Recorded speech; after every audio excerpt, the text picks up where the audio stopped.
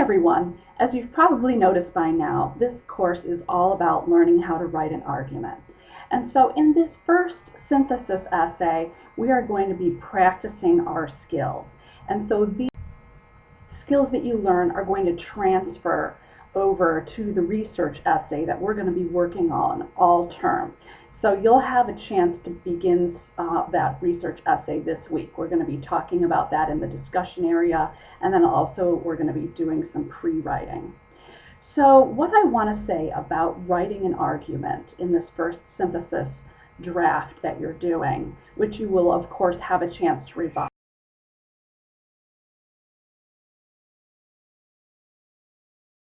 And so we're going to be following this formula as you revise the synthesis draft essay and then also within the research essay.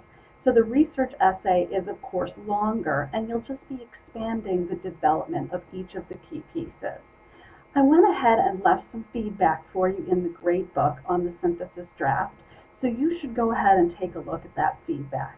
Now, because we're just beginning to learn these skills, I did go ahead and give everybody all of the points if you turned in at least 1 to 2 pages. So now I'm going to expand on what I'm looking for as far as the feedback I left you in the gradebook. I'll expand on those points. In your introduction, you want to have a catchy opening, something that's going to captivate your reader.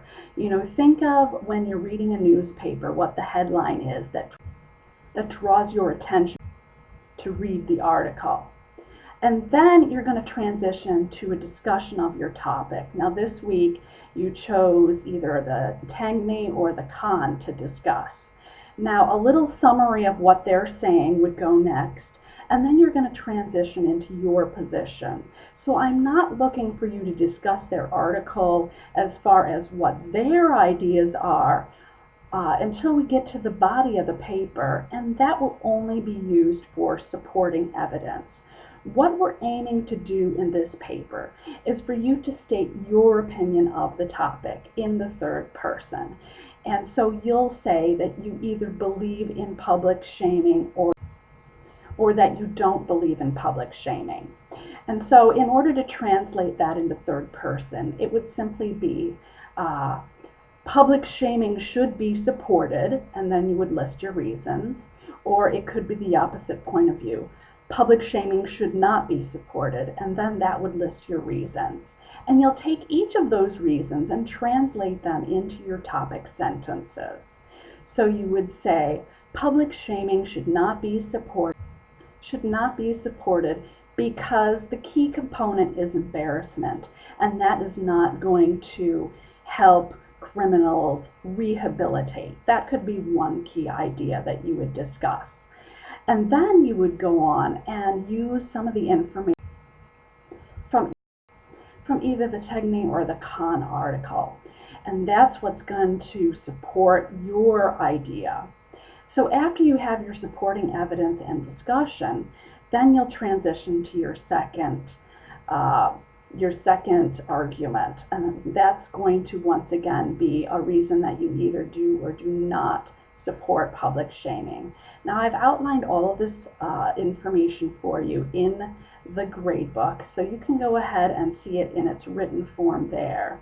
And of course, then after you've developed the full essay, and you should have enough space to probably make 2 to 3 points using the articles you read for support, you'll write a strong conclusion. And a conclusion won't bring in any new information. It'll only summarize the arguments that you discussed in your paper. So you're not going to want to bring in any further quotations or any new ideas in that final paragraph. It should simply restate your thesis and summarize your arguments.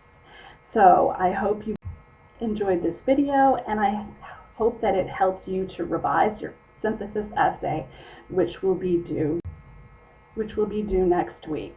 And you will also be commenting on your peers' papers, and you can use the information in this video to help you make those comments as well.